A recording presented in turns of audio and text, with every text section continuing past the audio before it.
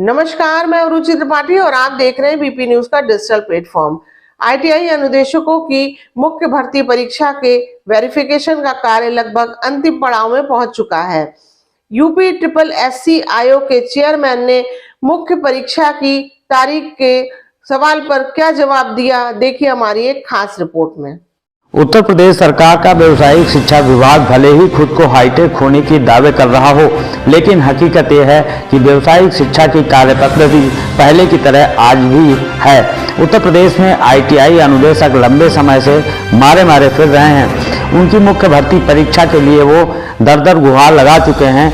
मंत्री हो, विभागीय अधिकारी हो या फिर राज्य सेवा अधीनस्थ चयन आयोग का मुख्यालय, हर जगह उन्होंने धरना प्रदर्शन किया और गुहार लगाई, लेकिन अभी तक उनकी मुख्य भर्ती परीक्षा नहीं हो पाई है।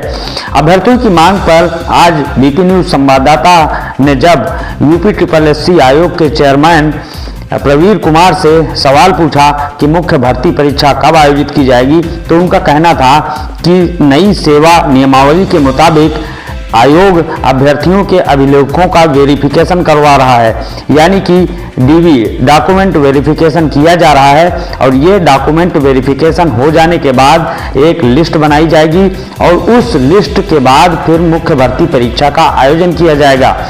हाल यह है कि पिछले कई सालों से उत्तर प्रदेश में आईटीआई अनुदेशकों की मुख्य भर्ती परीक्षा नहीं हो पाई है।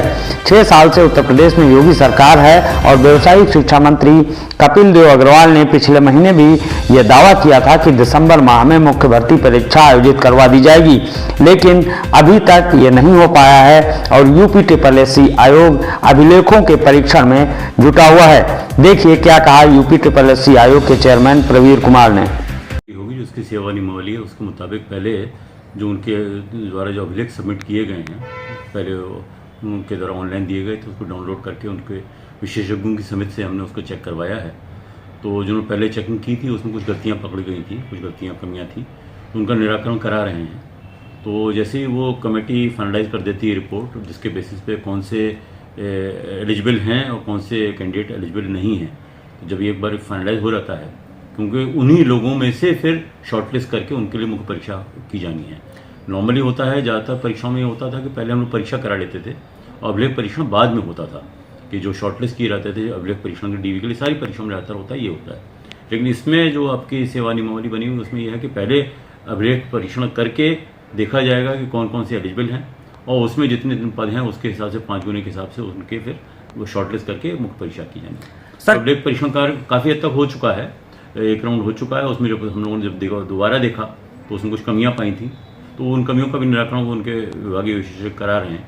मुझे उम्मीद है कि जल्दी जैसी उनकी वो लिस्ट फाइनलाइज हो जाती है, वो अपने अभिलेखों के बारे में हमें रिपोर्ट मिल जाती है, उसके बाद हम लोग शॉर्ट लिस्टिंग करके रिजल्ट निकाल देंगे फॉर मेन एग्जामिनेशन।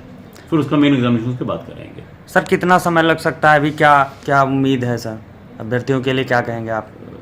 भी इसमें उसकी उनकी रिपोर्ट के ऊपर निर्भर करता है। अभी तो रिपोर्ट ही हमें नहीं मिली है, जब रिपोर्ट हमें मिल जाएगी उसके बाद ही कुछ निश्चित रूप से करना है, लेकिन हमारी कोशिश होगी जल्दी कर दें। इसमें मैं कोई निश्चित तारीख इसमें नहीं देना चाहता, क्योंकि कुछ चीज़ें हमारे हाथ में कंट्रोल में होती हैं, कुछ चीज़ें हमारे कंट्रोल में नहीं होती।